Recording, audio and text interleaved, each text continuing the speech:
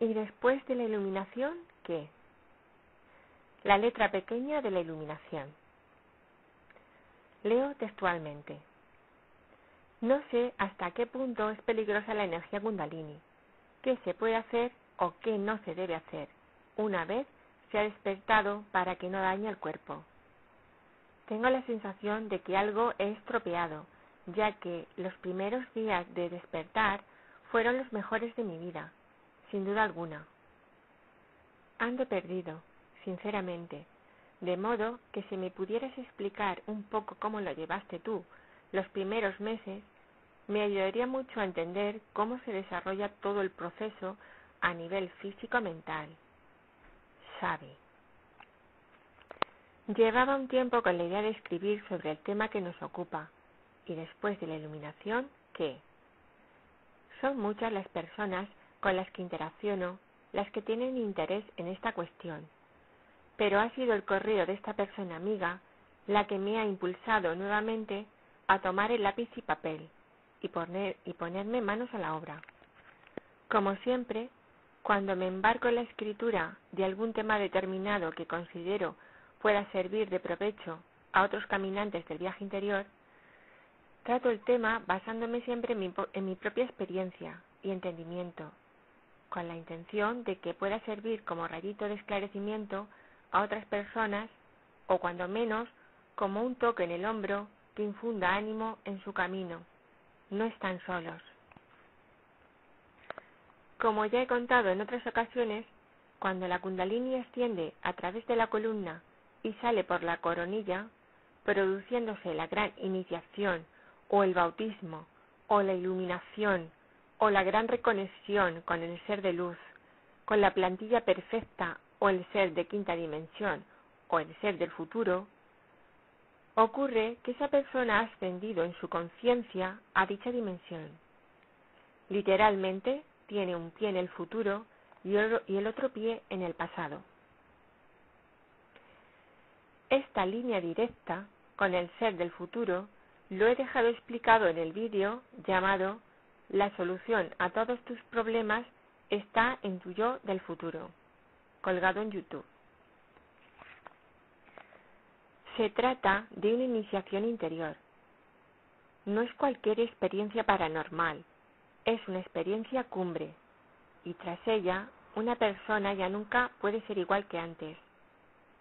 Se conecta con una luz amor que no se puede confundir con otras experiencias llamadas espirituales o psíquicas.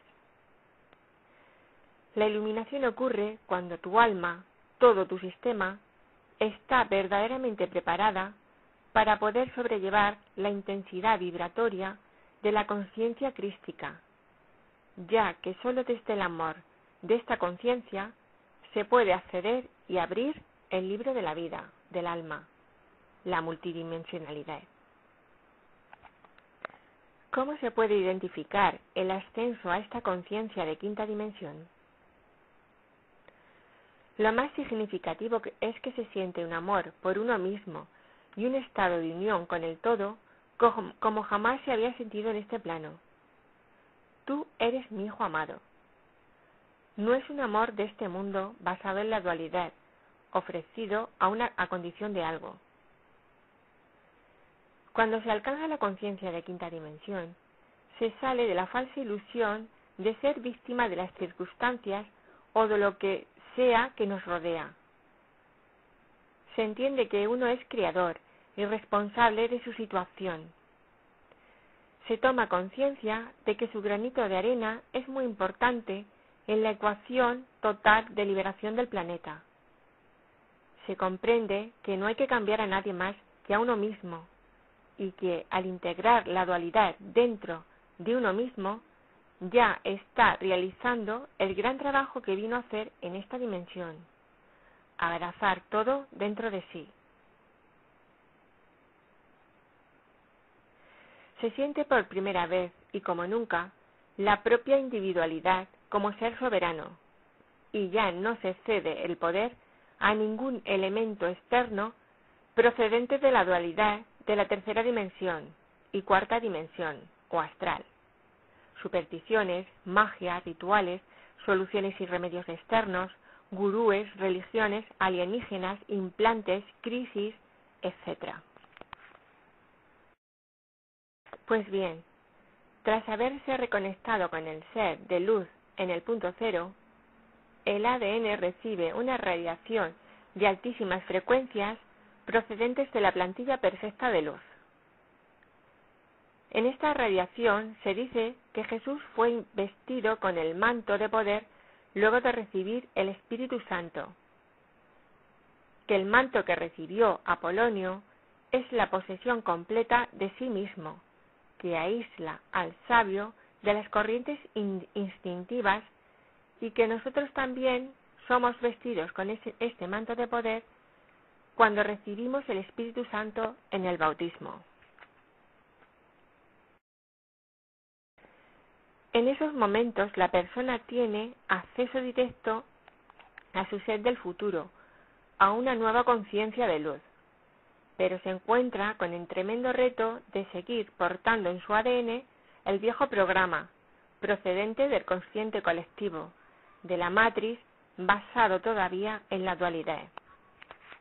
Ambos programas coexisten a la vez, hasta que a base del trabajo de alquimia consciente y amorosa de la conciencia crística a la que se ha accedido en la iniciación, se pueden integrar una por una todas las memorias celulares o yoes o aspectos del pasado, etc., que van emergiendo a la conciencia y que simultáneamente van creando en paralelo los escenarios externos, las circunstancias y los argumentos teatrales que interpretamos con otras personas, la familia, amigos, y dramatizando con ellas los yoes inconscientes, para así experimentarlos e identificarlos y poder integrarlos posteriormente. No es un camino de boquilla, ni de intelecto, es un camino de experiencia y de realización tangible. No es un camino fácil. Los yoes, con su correspondiente carga energética, emocional, ponen su resistencia a regresar a casa, a su creador. Pero ahora, desde la reconexión con el ser, desde el bautismo, el regreso es ineludible. Se ha abierto un agujero de gusano que conecta con el reino de los cielos, el ser del futuro, y todos los yoes comienzan a girar alrededor de su horizonte de sucesos, en una espiral cuyo giro se va haciendo cada vez más rápida, hasta quedar engullidos por la antigravedad. Verdaderamente la imagen de la curvatura de Einstein-Rosen se podría tomar como una imagen fidedigna de lo que ocurre con los yoes o memorias celulares, según se va produciendo el proceso de ascensión. Conforme avanzamos en el proceso de integración, todos los yoes van confluyendo y agolpándose cerca del agujero negro, a modo de embudo, así que la fricción que produce el reencuentro de sus energías antagónicas en la boca cada vez más estrecha del embudo es tremendamente feroz. Esto es lo que las personas perciben como verdaderas y agotadoras batallas internas. Aquí el intelecto, como no sea para identificar lo que nos está sucediendo, no nos sirve para mucho. En estos momentos solo podemos salir airosos de tan tremenda batalla con la energía compasiva e integradora del corazón lleno de amor crístico, que concluye la guerra abrazándolo todo sin juicio. No se puede menospreciar esta travesía, porque es un camino para los que tienen una auténtica voluntad de ser.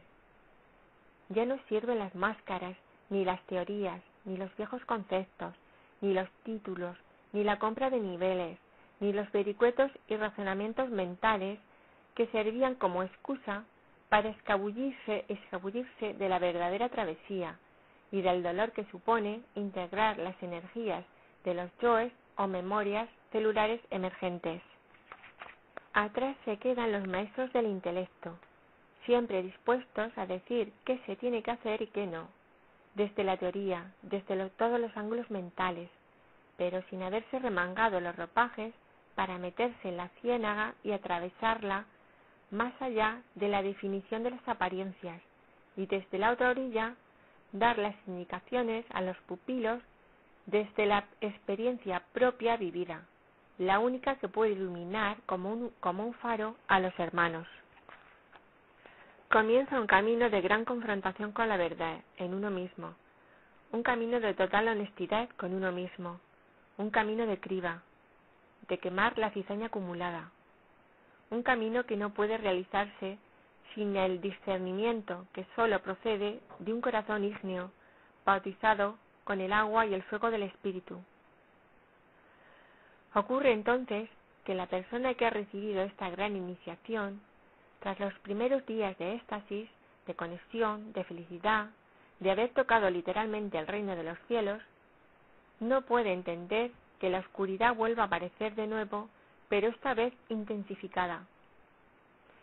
No es que haya aumentado, es que ahora la persona ha pasado al otro lado del velo de la conciencia y percibe las energías con mucha más sensibilidad y sin la amortiguación que el velo originaba en su conciencia. Esto produce mucho desconcierto.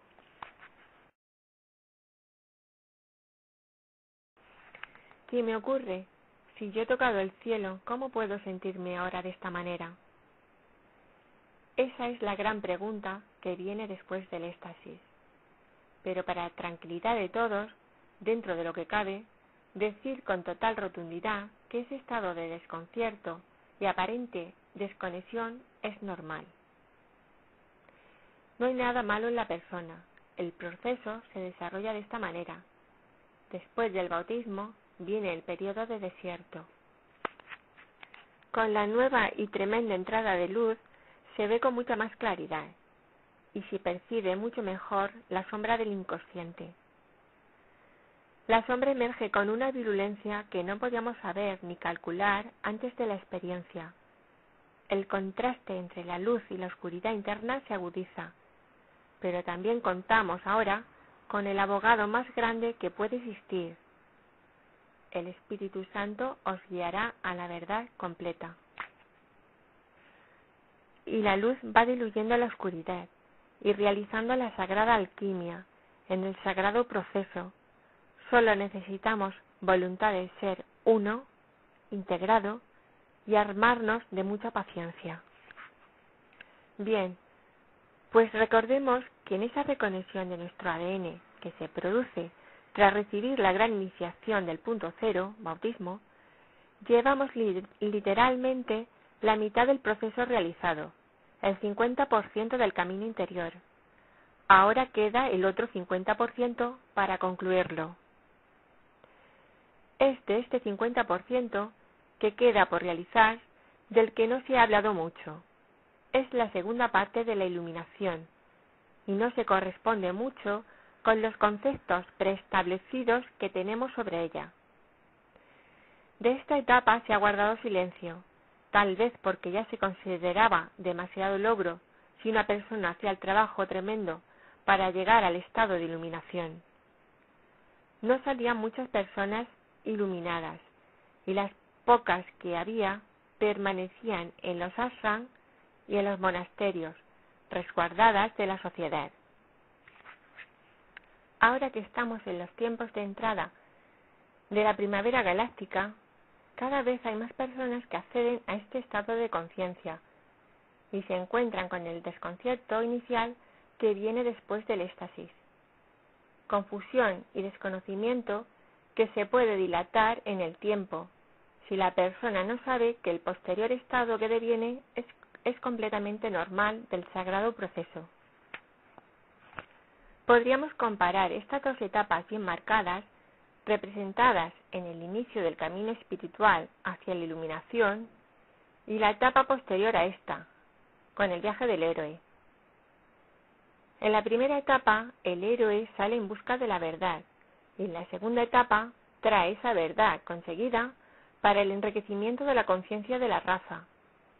Lo que ocurre a continuación es que los congéneres no van a aceptar así como así el tesoro que el héroe ha logrado en su viaje. puesto que es un tesoro que no se amolda a las concepciones materiales que tiene la raza de lo que debe ser el tesoro. Menudo trabajo de amor, de asunción de no ser comprendido, de tenacidad, de paciencia, de coraje, tiene que llevar a cabo ahora el bendito héroe, sobre todo con las personas más cercanas. No todos los héroes se arman de la voluntad superior que se necesita para traer esa verdad tesoro que se ha encontrado en el viaje e integrarla en la materia de su cuerpo físico, con su consiguiente proceso de alquimia consciente, evitando así que se quede en simple filosofía retenida. La hipnosis colectiva ejerce un poder de adormecimiento nada despreciable, y el héroe se ve envuelto con esta pesada gravedad de la masa. Puede verse tentado a caer en la zona de confort, que supone seguir el flujo seguro, por ser conocido, de la gente que lo rodea y del grupo social en el que se desenvuelve. Hay dos grandes trabajos para el héroe o heroína, la partida y el regreso.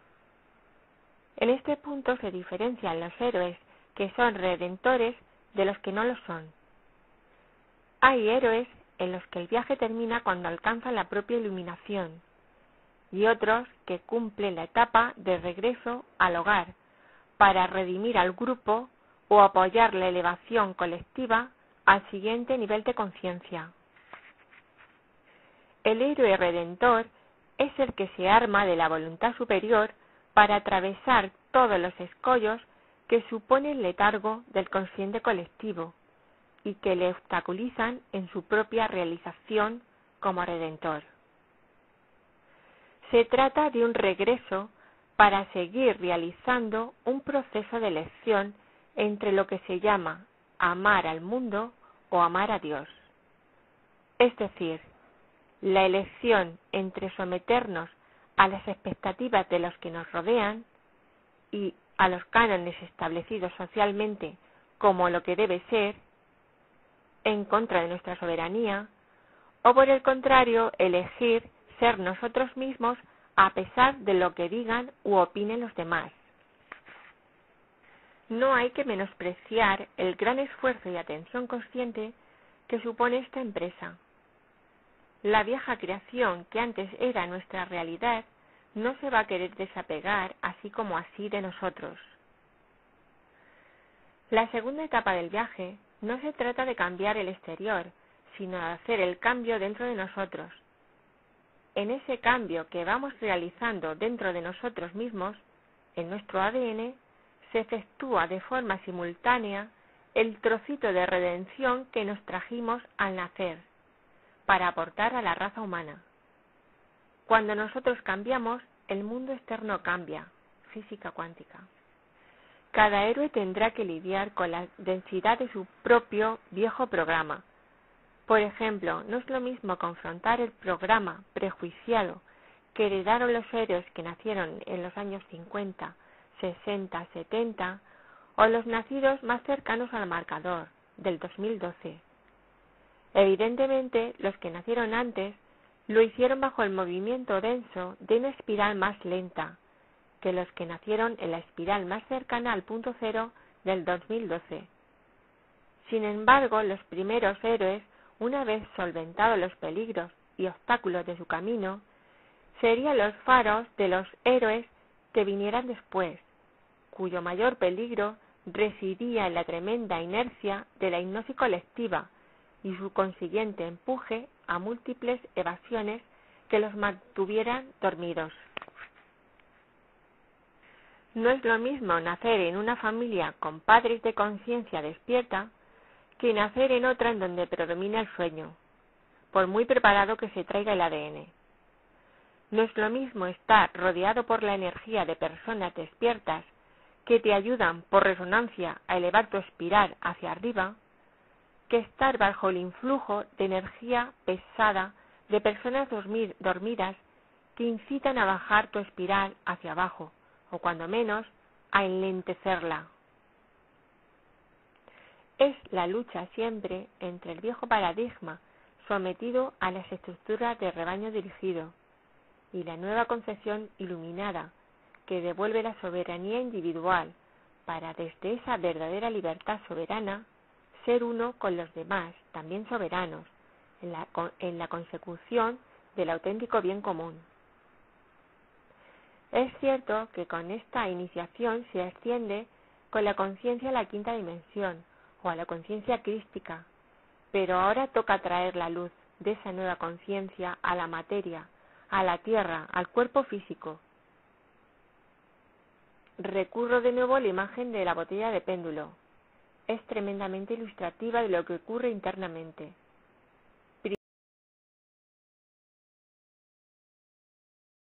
Primero la espiral hacia arriba, hacia el punto cero, y luego la espiral hacia abajo para llevar la luz a la materia, para ascender el cuerpo. También es ilustrativa la imagen de la partícula y la onda, lo visible y lo invisible. Este giro en la espiral de energías, de yoes, dentro de nosotros, confluyendo en el punto cero para su integración, es un proceso intenso que se va desarrollando paulatinamente.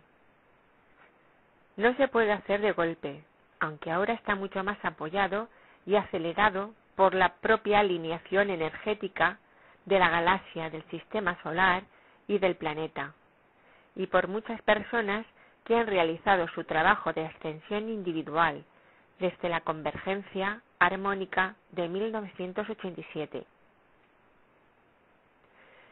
Estas personas han servido de sparring de las radiaciones y frecuencias que han estado llegando al planeta desde entonces, recibiendo y digiriendo las potentes energías para otros humanos que aún no tenían su sistema preparado para soportarlas, haciendo además de catalizadores y moduladores de dichas frecuencias elevadas, con el fin de suavizar el proceso de cambio y ascensión de la Tierra, sin la necesidad de cataclismos extremos durante dichos ajustes y cambios planetarios. Tras esta reconexión o bautismo, la persona queda sumida en las primeras mieles del éxtasis sublime de una experiencia cumbre. Estará así durante una temporada, saboreando el inefable estado de conciencia de haber sentido el cielo en la tierra. Pero como el proceso de ascensión tiene que continuar, pasada la etapa de arrobo, la cruda realidad de tercera dimensión vuelve a resurgir, y el entusiasmo que había iluminado todos los rincones de la vida queda velada, ahora por un descenso total hacia los inframundos internos. La persona se ve presa del desconcierto porque no entiende cómo puede sentirse en ese estado de conciencia tan bajo, presa de todos los viejos dragones, si cabe, aún con más fuerza por parte de ellos. La luz se ha incrementado en su cuerpo y en su conciencia, pero la oscuridad también parece que emerge ahora con mucha más virulencia que antes.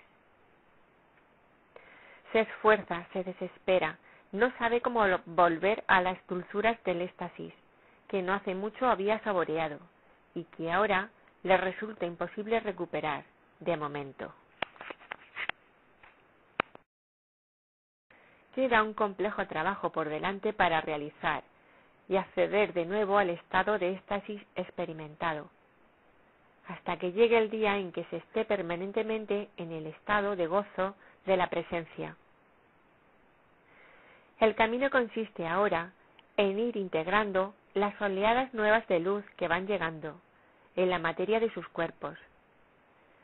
Esto supone que por cada ingreso de frecuencias más altas en el ADN, seguidamente viene una nueva zambullida en los abismos del inconsciente, con sus correspondientes batallas entre los yoes antagónicos, hasta que estos van pasando a través de la curvatura Einstein-Rosen, que se abre en la singularidad o agujero de nuestro chakra del corazón, integrándose con el amor incondicional que procede del Espíritu Santo.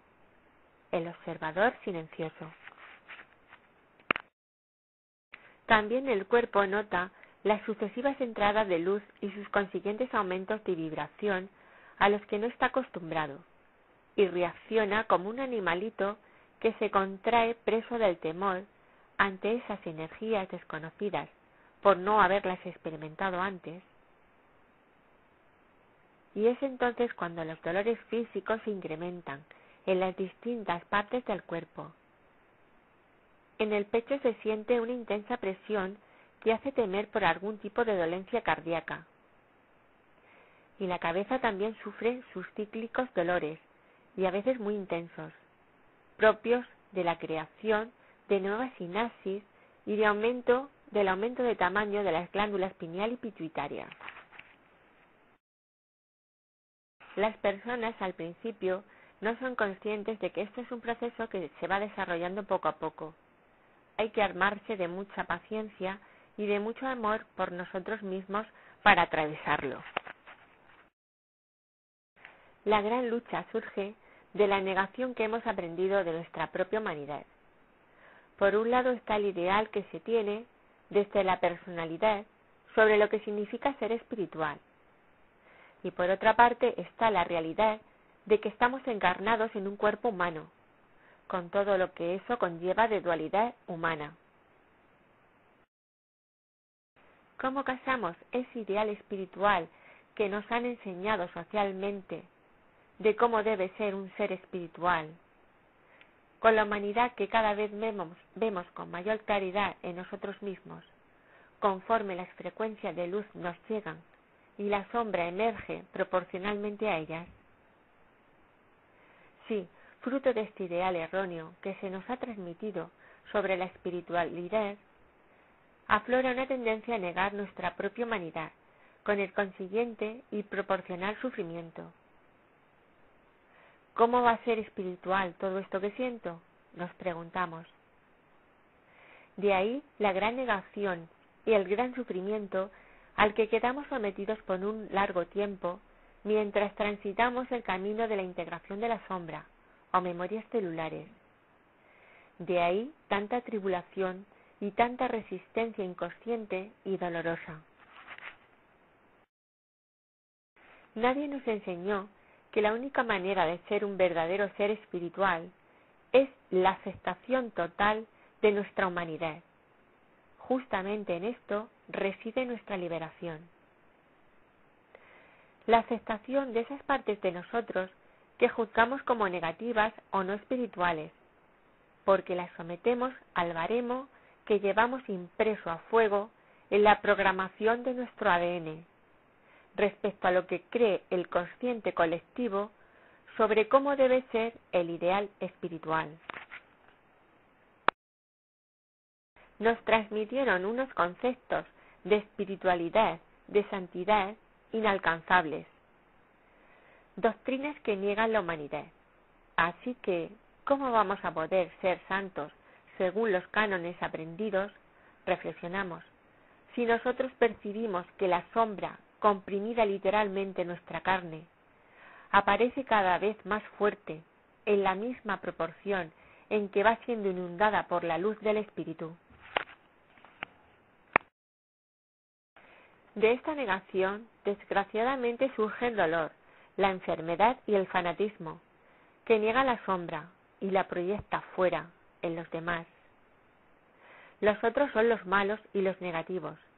Así uno parece mantenerse a salvo del mal. Por eso se llama iluminación, justamente porque se accede al plano de la luz, y desde ahí se puede descender hacia el plano de la materia para iluminar la sombra y poder verla e integrarla con el amor del Espíritu. El camino hacia adentro exige mucho tesón, lucidez, compasión y mucha honestidad con nosotros mismos, para ver e identificar todos los yoes o aspectos que campan a sus anchas dentro de nosotros, demandando su porción de protagonismo y de energía en el marco de nuestra personalidad. A todo esto, el exterior no ayuda mucho a facilitar el curso de la mutación que estamos atravesando, ya que interpreta el proceso sagrado y natural como si fuera la manifestación de una serie de patologías a las que ya ha etiquetado con diferentes nombres para referirse a ellas.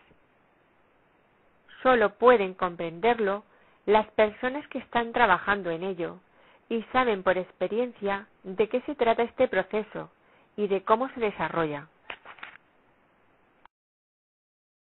Por ejemplo, recuerdo que los primeros meses después del ascenso de mi Kundalini, me diagnosticaron con el síndrome de Meniere porque tenía episodios de fuerte vértigo y escuchaba de cuando en cuando ciertos ruiditos en los oídos como eléctricos o zumbidos o como cuando se pasa el dedo por el borde de una copa.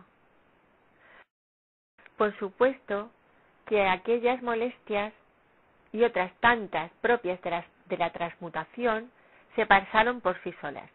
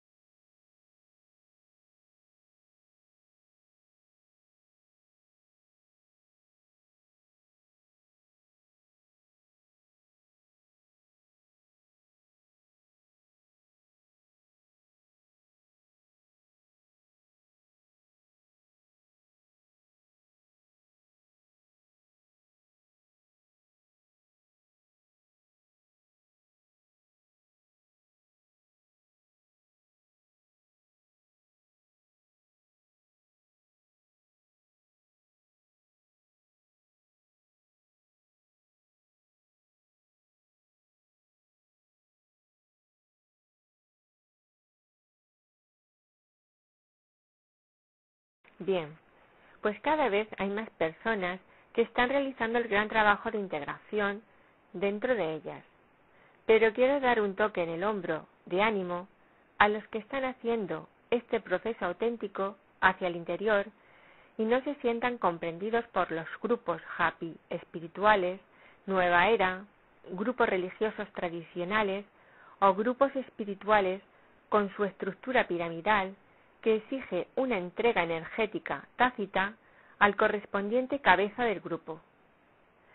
Que tengan presente que estos grupos no van a entender nunca, hasta que no lo experimenten cada miembro individualmente, que una persona que está en un proceso de verdadera autorrealización pueda sentirse con ese aparente o real caos, con un sinfín de molestias físicas, anímicas, mentales y circunstanciales, fruto de la mutación real que están atravesando todos sus cuerpos, y que tal vez la interpretación que salga de estos grupos es que la persona que realmente ha sido iluminada no puede, según ellos, estar iluminada, y que esa persona está haciendo algo mal, o hay algo malo en ella, ya que no se amolda a los estereotipos establecidos de iluminación. Porque una de las ideas que subyace en muchos de estos grupos es que un iluminado tiene que tener muchos poderes paranormales, muchas experiencias extraordinarias, vestir de una manera determinada, tener muchos adeptos que lo sigan y lo adoren, y estar perfecto de salud siempre. Las personas que se muestran sencillas y normales no pueden, según ellos, ser iluminados. En fin, todo lo contrario a lo que está experimentando en su interior y en su vida un auténtico recién iluminado. Por supuesto que las facultades superiores y las experiencias extraordinarias son inherentes al espíritu y que todas las personas que vayan encarnando la multidimensionalidad del espíritu en ellas tienen acceso a esas capacidades superiores. Pero eso deviene en la persona que va creciendo en conciencia de una manera natural, y cuando van aconteciendo se acepta con serena alegría y sin las estridencias del ego. Vaya desde aquí mi apercibimiento ante las deducciones ignorantes que pueden emitir algunos grupos o personas sobre los realmente auténticos.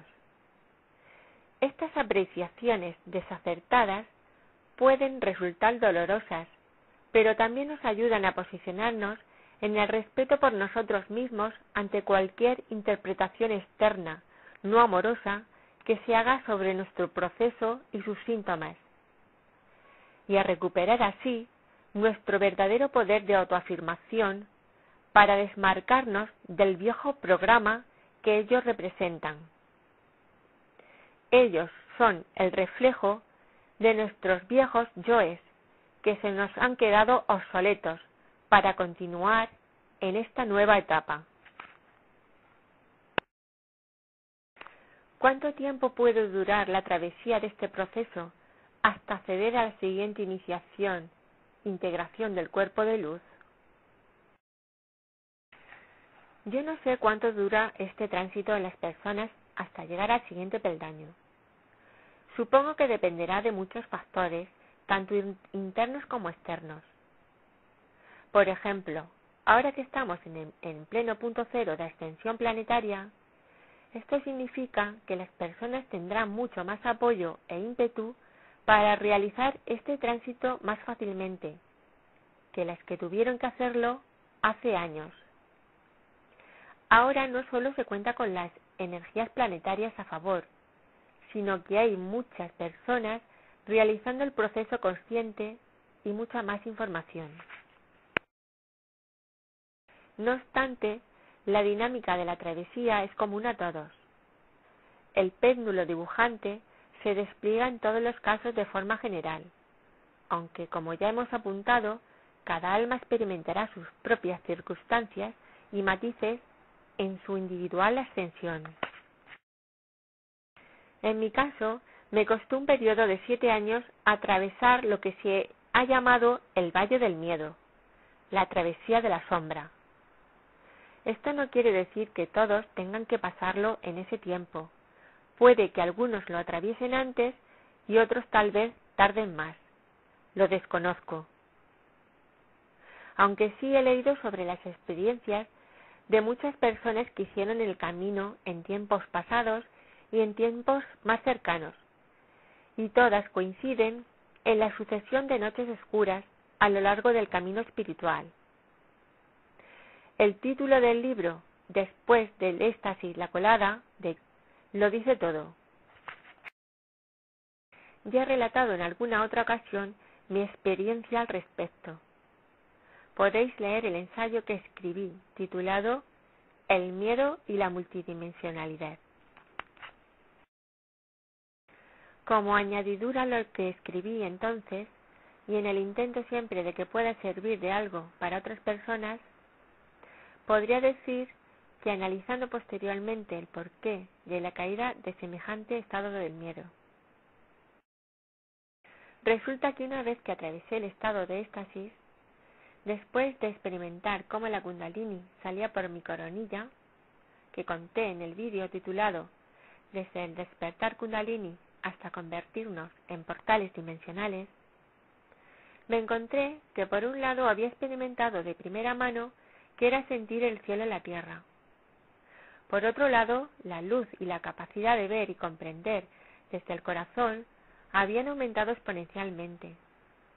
Por otro, me encontré que en la misma proporción que había entrado la luz, comenzaba a salir a borbotones contenidos acumulados en la sombra de mi memoria celular, más la confusión que me producían todos los yoes regresando a casa, y por otro lado, las circunstancias difíciles que me rodeaban parecían que se habían agudizado.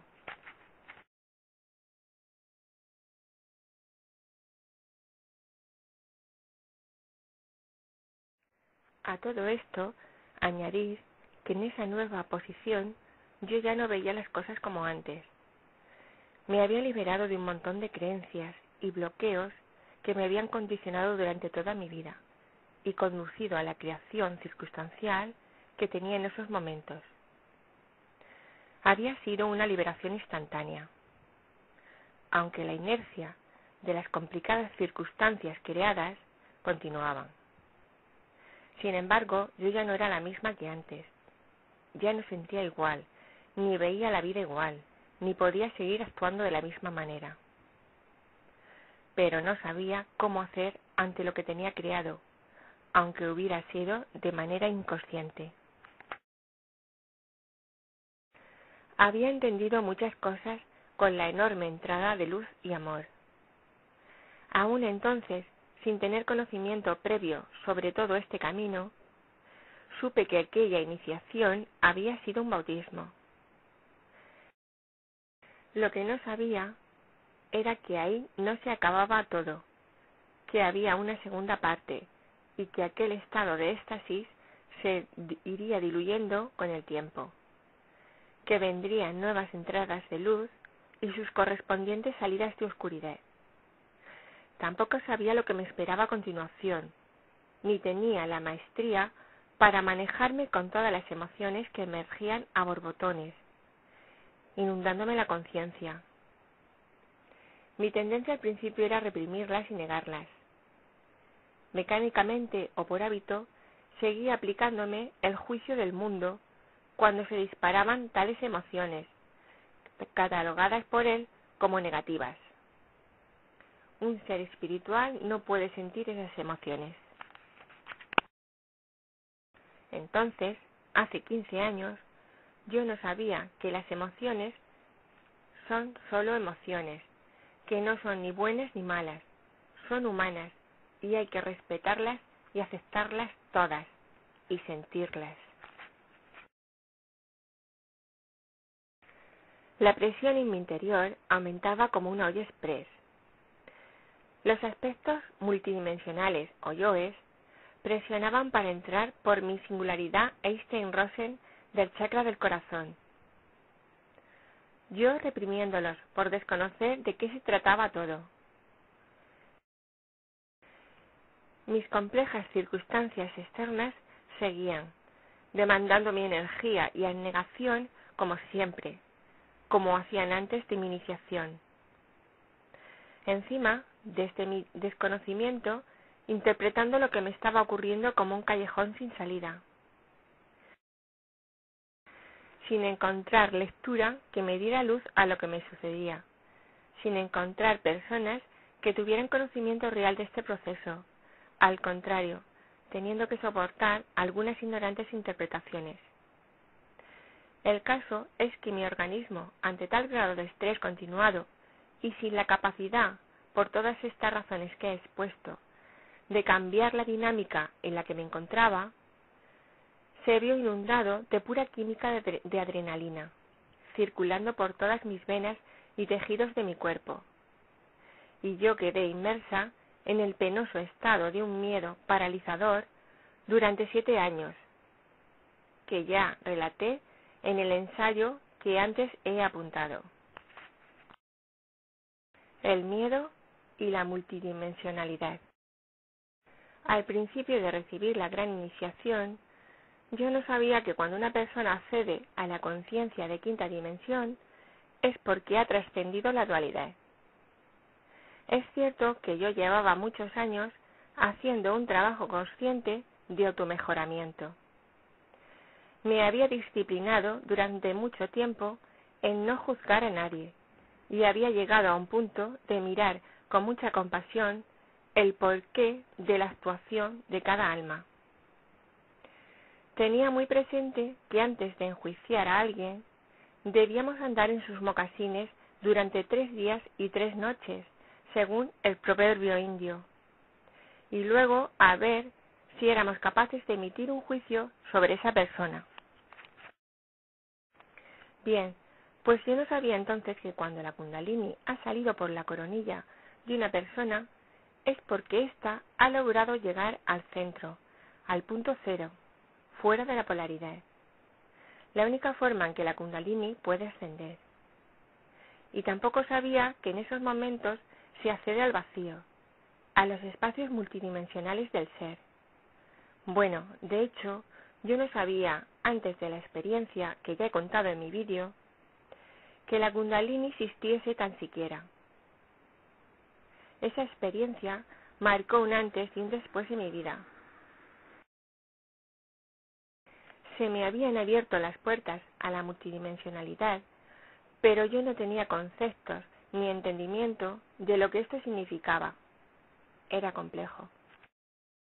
Además, existe en nosotros una tremenda inercia visceral y de supervivencia animal a contraernos frente a esos espacios multidimensionales del vacío, desconocido, una especie de miedo instintivo a perdernos por ellos. De ahí que echemos mano de la mente como herramienta de control. Es por ello que intentamos interpretar lo que nos ocurre en esos momentos bajo los viejos conceptos mentales que tenemos, para proporcionarnos la falsa sensación de falso dominio. Sin embargo, eso precisamente dificulta mucho más el flujo del proceso. Nos autoengañamos y por tanto bloqueamos la energía. La mente y sus análisis detrás de la barrera ya no nos sirven para atravesar esos espacios multidimensionales. No hay conceptos en el mundo tridimensional que puedan definirlos. La única manera de cruzar y movernos a través de los espacios dimensionales es sentirlos. Es meterse en el ruedo mismo, en la experiencia, y en lo que se siente en la experiencia en esos precisos momentos en los que se está desarrollando, más allá de permanecer tras la barrera del intelecto. Bien, pues así pasé a estar atrapada bajo una red neurobioquímica basada totalmente en el miedo. Fue un salto cuántico, pero esta vez a la inversa, hacia la dimensión del miedo. A veces tenía la sensación de estar atrapado en un cuerpo. Todo él me molestaba. Recuerdo que la ropa me molestaba, los zapatos me molestaban, no soportaba que me apretase nada. Todo me daba agobio. Era una sensación como de estar en un traje de buzo en el fondo del mar, soportando la presión del agua en las profundidades marinas. La verdad que era un contraste tremendo de haber conocido la ligereza y éxtasis del espíritu, a verme metida en el pesado traje de buzo y con su escafandra y todo. Fue una etapa muy difícil, de gran trabajo y constancia por mi parte, que no podía haber atravesado si no hubiera sido porque ya me acompañaba la luz, el amor y la inquebrantable voluntad de rendirme al espíritu, con el que me había quedado reconectada en la iniciación del bautismo. Gracias a Dios pude atravesar el valle del miedo, y la luz se hizo de nuevo en mí, pero esta vez de una manera estable. Realmente el sol quedó tapado temporalmente por los nubarrones, pero nunca dejó de estar arriba, volviendo a calentar nuevamente con su luz cuando las sombras se disiparon. El valle del miedo no estaba fuera de mí, no era un lugar externo. Estaba localizado en mi propia carne, en mi memoria celular. Por eso, también mi cuerpo se vio envuelto en una serie de síntomas y somatizaciones que reflejan todo lo que energéticamente estaba deshaciéndose en mí. toda la bioquímica procedente del viejo programa que se enraizaba dentro de mí como tentáculos alimentando al consciente colectivo, se deshacía una por una. Me estaba disolviendo, literalmente, como la oruga se disuelve dentro de la crisálida, en un tipo de sopa primordial, mientras cambia la codificación de su ADN. Por supuesto, ahora estoy hablando y escribiendo todo este episodio por si puede servir de faro a alguien, pero todo aquello ha quedado ya muy lejos, y aún hoy en día me asombro gratamente del trabajo hecho y del remanso de paz que he encontrado como estado de conciencia habitual. Eso, junto a la maestría que he adquirido para estar en mi centro, o regresar pronto a él cuando lo pierdo, y de manejarme con las frecuencias energéticas que siguen entrando en cada momento, con la consiguiente expansión de mi conciencia. ¿Cómo superé todo aquello? ¿Cómo logré atravesar el valle del miedo y salir airosa de él? Pues la verdad que gracias a la voluntad superior de rendirme y trascenderme a mí misma, que me fue insuflada desde mi espíritu en la iniciación del punto cero. No hubiera podido tener fuerzas de otra manera para tamaña empresa. Esa voluntad superior fue la que me hizo confrontar una por una todas las memorias celulares de miedo que emergían y me paralizaban, hasta que todas pasaron al otro lado de la luz a través de mi singularidad del corazón ígneo, que las transmutaba con el amor incondicional por mí misma.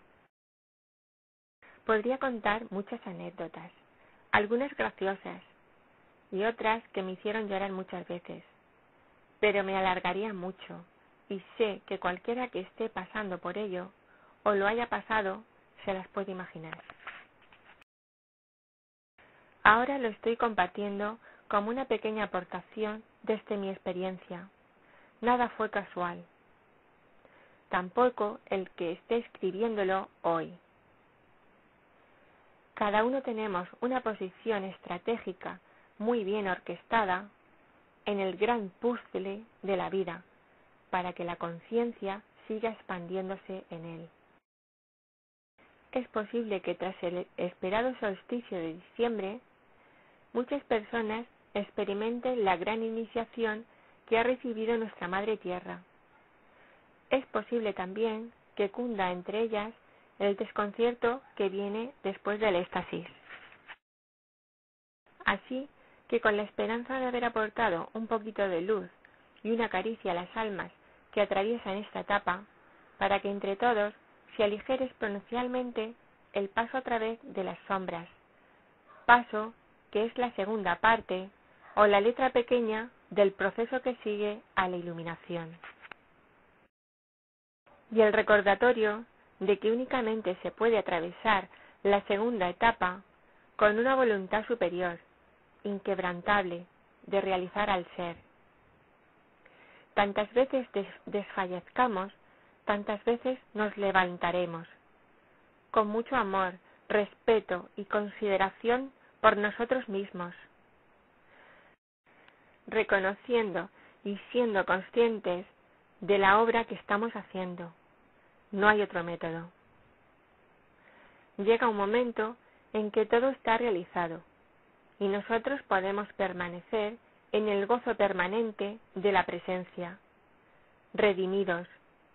Es aquí cuando tenemos la inocencia y espontaneidad de un niño que sencillamente juega y se maravilla con la experiencia que supone vivir. Vivir siendo, sin cuestionarse nada más. En este punto nos hemos acostumbrado tanto a llevar el traje de buzo que ya ni lo notamos ni nos molesta, pudiendo desplazarnos con total ligereza y disfrute por los fondos marinos de la vida, sencillamente experimentándola tal como se presenta. Esa es la verdadera libertad. Es entonces cuando percibimos y experimentamos los milagros de estar en la conciencia crística, nuestro estado natural del ser, verdadero estado de cocreación, porque ya solo lo que se cocrea se realiza sin tensión, desde el reino de los cielos. Una vez expuesto todo esto, creo que de momento es suficiente. Tengo en mi mente hablar sobre los yoes o aspectos interiores y la manera de apoderarnos de las emociones que ellos representan en nosotros. Pero eso ya queda para otra ocasión.